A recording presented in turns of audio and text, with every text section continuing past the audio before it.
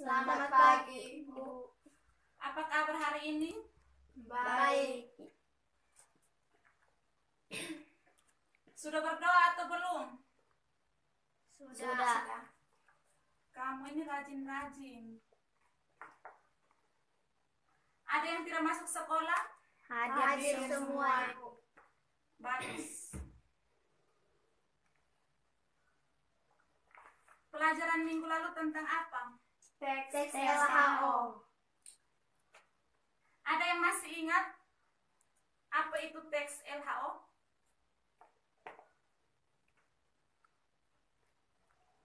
Tidak, Ibu. Pelajaran kita hari ini tentang teks puisi. Sebelum kita masuk ke pembahasan kita, Ibu akan menyampaikan tujuan pembelajaran kita hari ini. Tujuan pembelajarannya, siswa dapat menyimpulkan unsur-unsur pembangun dan makna teks puisi yang diperdengar atau dibaca.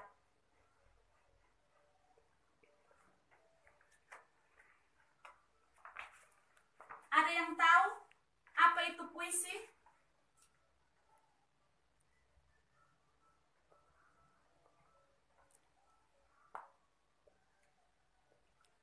Puisi adalah suatu karya sastra tertulis di mana isinya merupakan ungkapan perasaan seseorang penyair dengan menggunakan bahasa yang bermakna, semantis, serta mengandung irama, rima, ritma dalam penyusunan lirik dan baitnya. Sekarang kita masuk kepada unsur-unsur puisi. Yang pertama itu struktur fisik puisi.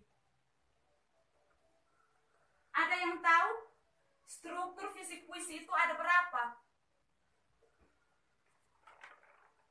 Ada yang tahu? Ada, Ibu. Berapa? Ada 6. Coba kalian sebutkan. Yang pertama itu apa? Diksi. Yang kedua? Imajinasi. Yang ketiga? Kata konkret. Yang keempat? Majas. Yang kelima?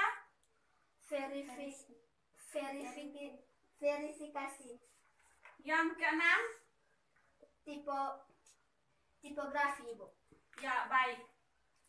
Unsur struktur fisik puisi itu yang pertama, diksi. Yang kedua, imajinasi. Yang ketiga, kata konkret. Yang keempat, majas. Yang kelima, verifikasi. Yang keenam, tipografi. Ada yang tahu apa itu diksi?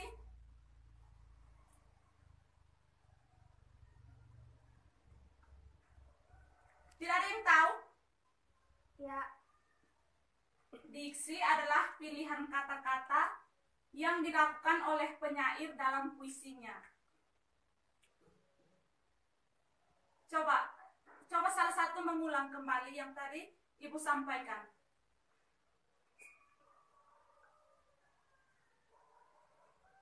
Coba salah satu. Diksi adalah pilihan kata-kata yang dilakukan oleh penyair dalam puisinya. Bagus, tepuk tangan dulu. Yang kedua itu imajinasi. Imajinasi adalah kata atau susunan kata yang dapat mengungkapkan pengalaman indrawi seperti penglihatan, pendengaran, dan perasaan. Yang ketiga itu kata konkret. Kata konkret adalah kata yang dapat ditangkap dengan indra yang memungkinkan munculnya imajinasi. Kata-kata ini berhubungan dengan kiasan atau lambang. Yang berikut itu majas. Ada yang tahu apa itu majas?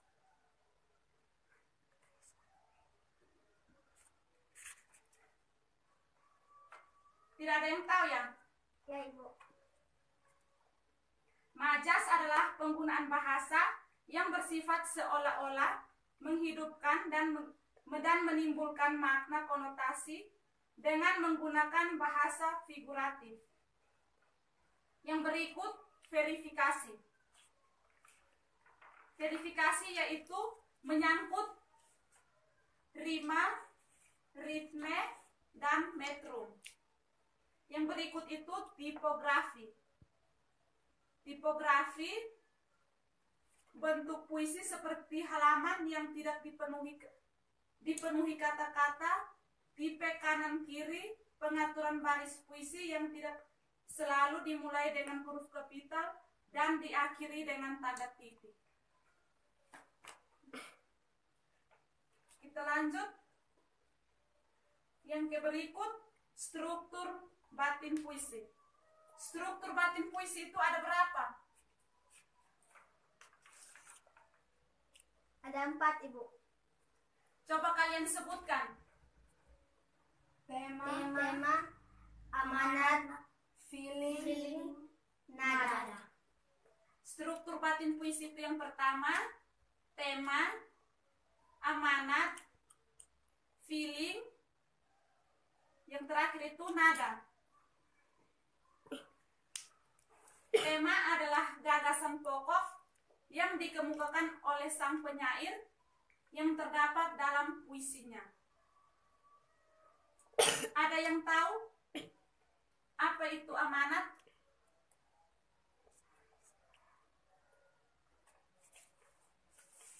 Amanat adalah maksud yang hendak disampaikan atau himbauan, pesan, tujuan yang hendak disampaikan penyair melalui puisinya.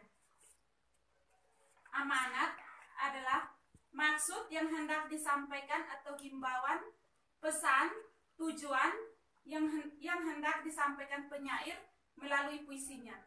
Yang ketiga itu feeling. Feeling atau perasaan merupakan sikap penyair terhadap pokok persoalan yang ditampilkan. Yang berikut itu nada. Nada yaitu sikap penyair terhadap pembaca atau sikap sang penyair terhadap para pembaca.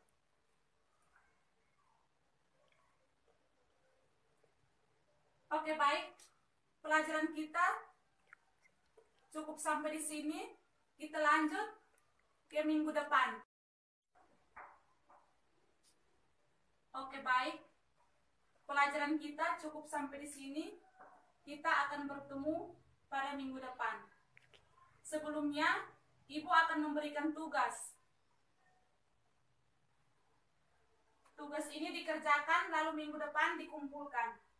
Kalian mencari sebuah puisi lalu menentukan makna yang terkandung dalam teks puisi yang kalian cari.